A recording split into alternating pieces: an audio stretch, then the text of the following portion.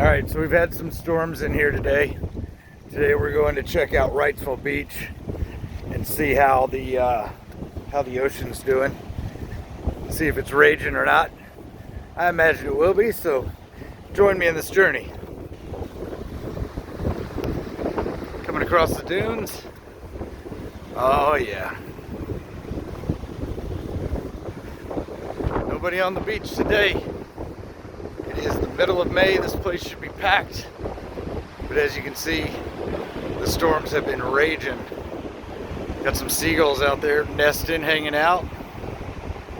No lifeguards. And that is a concrete pier here in Wrightsville. Looks like residences out here. And if you head south, that's where all the places to eat. Some more of the fun things are. So there you go, Wrightsville Beach for you.